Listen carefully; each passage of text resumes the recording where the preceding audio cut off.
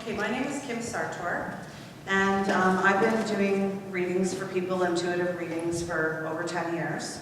And I noticed that every time I would go out to people's houses and go and do a lot of charity events for people, that a lot of people had the same problems. And so if I went to see 8 people, it would always be repeated, the same 8 problems over and over again. So people ask me a lot of times, why don't you write a book about some of the things that you help us with?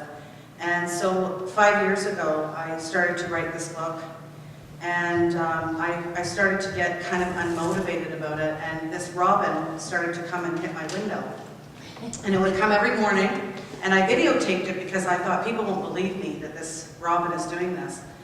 And I went to One Marsh, and they told me that that was maybe to put some ribbons, some little thin ribbons along the window so that the robin would stop because it would get its feet caught. And that robin would not stop. It was very persistent. And when I finished the book, it stopped. So I felt like that robin was kind of like my wake-up call to get this done, so I called the book Wake-Up Call.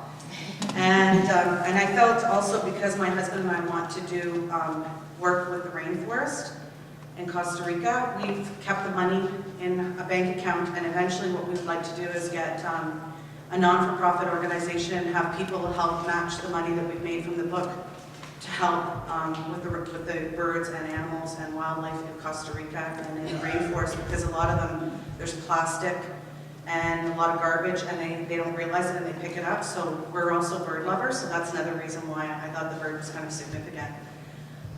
So anyway, what I've been asked to talk about is about relationships. And I think when people come to me, there's 3 main things that they ask me: money, health, and love.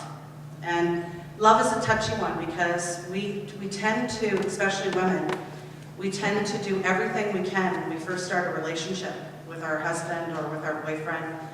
And then after a while, when you start getting busy and you have kids and you have a lot of things going on in your life, you start to resent them because they're not doing everything, but we start off by doing everything. So I think what happens is a lot of women especially, we have to realize that when we start a relationship, we should start our boundaries right from the beginning, where we don't just completely do everything. And that goes for our kids too. I mean, a lot of people that come to me don't know how to say no to their kids as well, and then they end up having these kids that are walking all over them. So I think the big thing is knowing from the beginning of a relationship with anyone, setting your boundaries and not overdoing it, that later on you're going to resent someone if they're not helping you the way we start out. And another thing is that I think a lot of people live a lot in our past, and we can never change anything that's ever happened in our past. The only thing that we can really change is how we perceive it. So like if something happened to you in the past in a relationship that was really unhealthy or bad, we could dwell on that for a long time and say, you know, this happened to me. Or you can take it as a learning lesson and you can say, okay, now I know that because I had that bad relationship, I can recognize that I now have something good. And sometimes we go through these things and we go through some negative parts of our life to teach us how to appreciate people. I honestly think that if I would have met my husband before I had my boyfriend, I would have walked all over him because he's so nice. But because I had a real not so nice guy, I appreciate him, and I always remind myself, Kim, remember what you had before. So I think sometimes instead of looking at those as negative experiences, as taking them as a learning lesson in how to appreciate the people that do come into our life that are good for us. And the other thing that I tell people a lot is that we really need to recognize when something is unhealthy. When you have a relationship that is truly not good, and you know it, I see so many women and men that do this, they keep repeating the same cycle. I look at people and relationships sometimes as a bus. If you're on a bus and you know when you're going in the wrong direction, get off the bus and get on the next one. So I think that we need to kind of recognize when something is really unhealthy, to just get off that bus and go into another direction and change your life, because so many people stick it out with these really unhealthy relationships. And then the other thing that I see a lot is that people that get into a marriage and they you know, this is the beginning where you're doing everything for everybody. This is kind of the phony stage, right? So everybody's doing everything, and then all of a sudden the resentment starts kicking in. So everything stops, people stop having sex, they stop enjoying each other, they complain all the time, And then they start looking outside the marriage for what they really have already, but they've built up this resentment. So I see a lot of affairs, and it's really common. And I think that a lot of times people will think everything is good because they're talking to that person at work, and they're sharing their information with that person, and all of a sudden it becomes an affair. But they really could have just talked to their spouse or the person that they were with and tried to resolve some of the issues before that has to happen, because most of the time affairs don't turn out good. Most of the times you end up getting another guy that's a pain with his 2 kids, his ex-wife that's a problem, and you end up having all your kids resenting you, your ex-husband being a problem, and there's even more to the drama. So I think sometimes people should try very hard to recognize that they really did love their husband or their wife in the beginning of the relationship, and maybe take some of the responsibility for where the breakdown is happening, and try to resolve that before they have an affair, because the affairs are just getting crazy. I can't tell you how many I'm seeing, and I guess because I meet people from all walks of life, and I meet so many different people that I don't judge about things because I see so much, but I do encourage people that instead of just jumping into something and running off to something else, try to deal with what's in hand, because we have a lot of kids that get affected too. I see a lot of children that come to me and talk to me and say, I wish my mom and dad could get back together, and so I really try to encourage people about that. Just trying to look and see what the other. And then I also have an issue that I see a lot about people trying to control another person. And if you really respect someone, you don't have to control them. I really believe that if you both treat someone like you want to be treated, because a lot of times I see a lot of control issues, and a lot of times people will say to me, oh, it's my husband or whatever, but I think we have to look within ourselves, and why are we letting that happen? Like, if someone's controlling you, you're responsible too, because you're letting it happen. See, that's where this boundaries comes in, where I really think that people say, I just can't believe how my husband controls me, or I can't believe how my son does. Well, hold on a second. They're controlling you, but you're letting them control you. So sometimes we have to figure out where our boundaries need to be set with things. And I'm just trying to think. Oh, the other thing is dating. Okay, this is a classic. It doesn't matter what age. You could be 16 years old or you could be 74 years old. I've had all different age groups dating. And the biggest thing that we do, and I know this is going to sound crazy because it's a game. It really is a game. And a lot of people say to me, oh, but Kim, that's just such a game. Well, you know what? It's true. If you had a guy that came up to you every day and brought you flowers to your door and love notes and went on and was there calling you every day going, why didn't you call me? Why didn't you call me? Where are you? You start getting like this person is bothering me. This person's smothering me. So what I believe is when you start a relationship with someone, you can't be at their beck and call and waiting for them to call you every 5 minutes and calling them up and going, where are you? Why didn't you call me? And acting desperate. I think that we have to play the game of, it's the old saying, play hard to get. And I think too many people do that, and people will say to me, but I met this guy and I just fell in love with him, and I think he's the greatest guy, but he just stopped calling me. And I don't understand it. Well, it's because she just kept calling and smothering him, that he was kind of like, oh, desperate. So I think that we have to realize that you have to play the game, right? I know that sounds silly, but I think everyone has had at least one relationship where that's happened to them when we learn through life. But I see a lot of people still doing it. And basically, the other thing that I'm just trying to think of what else is in that. Does anyone have any questions about relationships, or no? Do you have a question? Well, I was just wondering, if somebody comes to you, Mm-hmm. and do people always have auras around them, and do the auras tell you something about what's going on in their relationships? Yeah, 70% of our body is water, so we all are a conductor of energy, and so we all have light that emits from our body. And Albert Einstein proved that energy can never be created and it can never be destroyed. So energy will just keep on moving through life. And we all impact each other's energy. Have you ever been near someone that automatically you feel like you just care about them and you just want to give them a hug and you just love them? And then other people you kind of back off, you kind of get a feeling. It's not that they look bad or anything, you just get a feeling that you need to kind of stay clear. Well, that's our energy that from our body is in touch with their energy. So our auras tell a lot about us. They tell us about our personality, but they also tell us a lot about how we deal with things.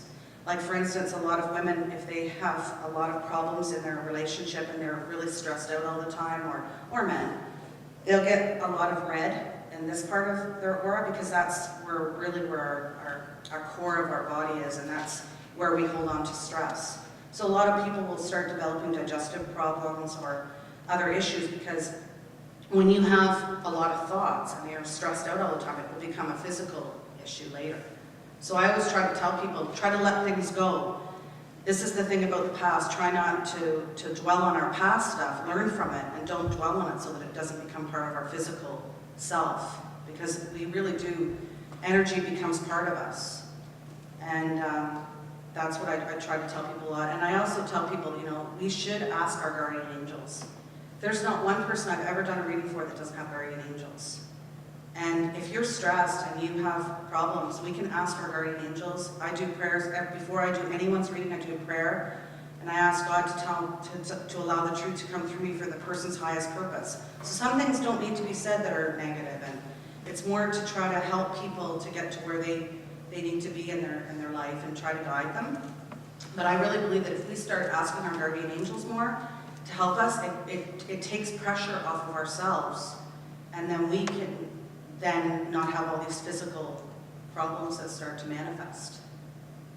So, yeah. So, are you saying that emotionally, Yeah, when we first experience an emotional hurt, yeah, if we hang on to it, it works its way into our physical body? yeah. So I notice people that will come to me for years, they might have a lot of red in their aura there, like holding on to a lot of anger or frustration, and then eventually I'll start to see different colors, like that it's actually developing into something like more of a darker energy where people are actually getting sick from it. So that's the old saying that doctors always say, stress is so hard on our body. Well, it is. So what I say to people is that if we bathe in sea salt, it really helps. If you notice, like in Newfoundland, they have probably the worst weather and they don't have a lot of money, but they're all happy. You'll see the people there are very happy. And you'll go to Greece and you'll go to Athens and you'll see a lot of people very stressed, but then as soon as you go by the water, they're all very happy. And it's because that salt water is constantly coming off the ocean and cleansing their aura. And if we bathe in salt, then it helps to cleanse our aura as well. And so I tell people, you know, if you use like a cup of sea salt, you can get it from the dollar store, wherever, and bathe in that, and then just kind of do a little bit of release and let go of some of these things that stress us out all the time. Because really, if you really think about it, if a problem is too big that you can't do anything about it, then why worry? Because you can't do anything about it. And if a problem is small enough that you can do something about it, then why worry? Because you can do something about it. Right? So I think a lot of us worry way, way, way too much about things that we can't control, right? So that's why I really believe that people need to realize that our thoughts become us. So we have to be careful what we think, right? And anger is the worst. Oh, people that have anger and resentment issues and hold on to things, it just manifests. Anger is the worst one. And then a lot of times fear will turn into anger, because if you're afraid of something, you get angry about it because you're afraid of something not going your way, right? A lot of times it's our own inside fears that create that anger. So that's why I try to tell people, try to think positive thoughts, try to think of whatever's happened to you in your life, what good came of it, what bad. I meet a lot of people that have had a husband that has passed away, or a wife, and they'll say, I never ever want to have a relationship again. I can't go through that again. I can't have the loss. Or someone that had a divorce, they say, I just can't. I can't ever have that kind of pain or suffering again. Well, who's suffering? The person that's not having love again in their life is the one that's suffering. You're just continuing on that same cycle. There's so many people that I met a lady that she was 84 years old, and she was in a place in Alliston. And when she walked in, she was glowing. I said to her, "Oh my gosh, you must be in love." She said, "Yes." She said, "When I was 16 years old, I met this guy, and he was from the wrong side of the tracks. My parents wouldn't let me date him." And she said, "I got married and had 3 kids, and she said, my husband passed away, and I met this guy later in life." And she said, "I just knew, I felt like I was 16 again, and I fell in love." So when I have women come to me and say, "I'm too old," or I've been hurt, I say, you know what, love is great. And you don't have to punish yourself for the rest of your life because of fear. It's okay to love again and to love people, right? So this lady was totally in love, 84 years old. I couldn't believe her. And she even danced with them. Yep, she said she went out dancing with them. So, now is there any other questions?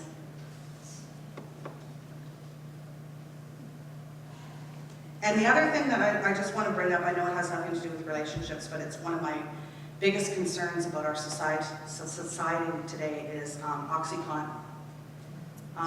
It's a drug that's prescribed for pain. And it's really, really becoming a problem. I'm seeing people getting addicted to it, people selling it. It's hitting our youth, it's hitting our seniors, it's hitting everybody. And I really think that before people take a prescription for this, they should really evaluate if there's another option. I mean, I probably could get sued by the drug company, but you guys, I'm seeing this so bad with people that I brought it up in my book. I thought it was very important to tell as many people as I possibly can to be careful before taking it. I'm often asked, how do you stay happy when things aren't happy? So you just said, our thoughts are make us. Yeah. So if someone is in a situation where it's an unhappy situation, is faking it okay? Well, it's really okay, because the more we put out the positive energy, the more we attract positive energy. So if you keep saying good things, like I tell people all the time, stand in front of your mirror and say, "I'm a strong and positive person," 10 times. Because you say that and you look at yourself and you do that, you're attracting that positive energy, and the rest of the day you feel that way. If you say you're a weak and negative person, you will be feeling that way that day. It has a lot to do. It's like people that come to me that have cancer, and the doctor will say, "You have 2 months to live," or "You have 5 years to live." I'll have some ladies that will say to me, "No, I'm going to live way past that time. There is just no way. I'm not ready to go." And they will live way past that time. And then I'll have some people that say, "I'm not going to live, and I'm not going to be here." And 2 months later, they're gone. Because they believed it so much that it just happened. So our mind has a lot to do with our physical self. They say we only use like 6% of our brain. I think that our minds are very powerful and very connected to our guardian angels, and we get messages, and a lot of times we ignore them. People get messages all the time in their head saying, "I need to do this, or I need to do that, or I need to be," and they just ignore it. So we have to start being more in tune with ourselves. And that's why I always say, ask your guardian angels, pray, do that so that you allow something higher than yourself to help you, instead of just taking on everything yourself. So, is there any other questions at all? Yes? I have a question about your aura, let's say darker color. So sometimes it's not necessarily one thing in our past that we dwell on, but maybe a number of negative experiences. So what's a way individually that you can? Well, this is the example of negative experiences, is that if you can take what you learned out of that experience, right? Figure out how that made you more of a positive person, and then let it go. Because too many of us keep dwelling on the stuff that's from the past, and it just keeps coming up. It's like recycled energy, it just keeps coming up again. That's why people say to me, "I don't understand, I keep getting in the same relationship. I keep meeting the same guy over and over." And that's one of the reasons why, because they haven't let go of that Why did I meet that person? What did I learn from it? And now how can I be stronger and set boundaries in my life instead of keep thinking about what was negative that happened? Because it's really not going to do anything for you. Because remember, you guys, we can never, ever change our past. The only thing we can change is how we perceive it. That's the only thing that we can change. So there's no sense in dwelling on it, really. So, no. I previously dated a guy who said he could read my aura, Yeah? but he said I would have stomach problems and they haven't manifested yet. So did he, Well, maybe you were stressed out with him. Maybe you were really stressed out with him and you needed to get rid of him. He's one of those buses that we're going in the wrong direction. So that's an example of how we can get stressed, being with certain people. And the thing is it doesn't always mean we have to break up with them. But we know we have to set boundaries of what we're willing to accept and what we're not willing to accept. And then follow through with those boundaries. Like my husband, he knew right from the beginning of our relationship where my boundaries were. I had to set them right away because he was single for a long time. I needed to make sure he knew what I was willing to accept or not willing to accept, because he would have been out with his friends every night and he was a bachelor for 12 years, so. But we have a very good marriage, and I also believe that you always have to thank people. Like, if he clears the table and he brings the dishes, I always say thank you. I go, oh, thanks for doing that. It's so easy to say thank you to people. But if you don't, then they just think you're taking them for granted and they resent it and they don't want to help you. So it's always easier to just say the word thank you. It's simple, but it just makes people want to help you more. So that's a big problem that I see, is that a lot of people in marriages just don't compliment each other enough, or just take things for granted. Like, we all have to do that with our kids too. Like when they do something that's good, recognize it, because you know what we do? I'll give an example. When I go to a restaurant, if I ask for the manager, a manager will panic. They'll be like, the waitress will panic and the manager will panic. Oh my gosh, what's she gonna say? And I say, I just wanted to let you know that waitress was really good. It was amazing service. And then, because we tell people when there's something wrong, but we tend not to tell people when there's something right. So I had this man that helped me at Canadian Tire get some paint. So I said, can I talk to your manager? He was panicking. So I said to the manager, I just want to tell you that this guy was great. And he said, well, will you fill out a thing for him, take a couple minutes, because then he can get Employee of the Month. So I filled it out for him. And so I do, every time anything is good, I make sure that I always tell the manager or the person that's serving me when it's good, or I give them a tip or something, because any tips that I get, I don't keep. Any tips that I get from my job, I tip other people with it that don't get a lot of money, like for instance, Walmart employees, gas station attendants, people that are going to pay by the hour. I give them a tip if they serve me good, because I feel that those people, they're making a minimum wage or just a little bit more, and that they should get the tip. So if we all do that stuff like that and try to be good to other people, then it all comes back around to us. People can say, I'm not happy. Well, if you really want to be happy, then go out and do some things that will make other people happy. And then it's contagious, because they'll be happy, you'll be happy because you're making other people happy. So, and it's like, if I had this lady one day, I was in and there was this lady sitting there, and she looked really sad, really, really sad. And she ordered her lunch. And so I paid for her lunch, and I said to the waitress, don't tell her who paid for her lunch or anything, but just tell her I hope she has a good day. And I watched her, she was smiling.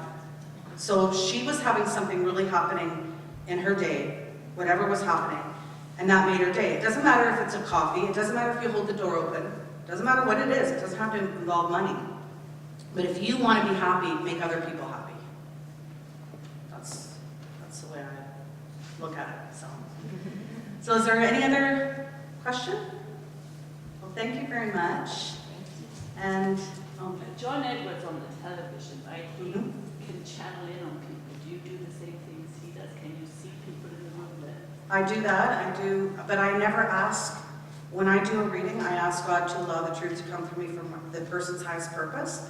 And if it is meant that they come to me, then I will pass those messages along, and if it's not meant, I don't call on anything. I don't do actual mediumship. I do it only if it's something through the prayer and they come, fine, but I don't ask. That's the way I do my readings. And I do it because I don't want to be, I only want to do it through when I do my prayer before the book, like I did before my reading, because I feel like that's the right way for me. And if I can't read someone's past, I won't read it. Because if I can't get your past, then I'm not connecting to you right. I have to know how many kids you have, what your job is. I have to know everything detailed about you or I won't do it. Because I feel like that's not. So I've had to turn away about maybe 30 people that I couldn't read. Yeah. Can you just quickly share, sorry, can you quickly share how you figured out where your talents are? You know, it's interesting. My mom found 14 brothers and sisters in her life, and she didn't know she had them. She was adopted. And we found out after we met all these brothers and sisters that the majority of them have the same ability as myself, and so does my son. And most of them are very professional people. They're engineers. My sister's an engineer, or a lot of them are in the medical field. But they also have the same thing, and I think it was kind of inherited with us. And it's happened to me ever since I was a kid, but when I was 18 is when I really started to really see auras. Like, it was just so clear, and I've never been able to shut it off. So when I go into Walmart or into a store, I can see people's issues, and it's kind of hard because I want to tell everyone everything, and I can't. No? So it's kind of a difficult thing to have happen, really. It's fun. I like helping people, but I also find it sometimes a little bit overwhelming. Thank you very much, everyone. I really appreciate it.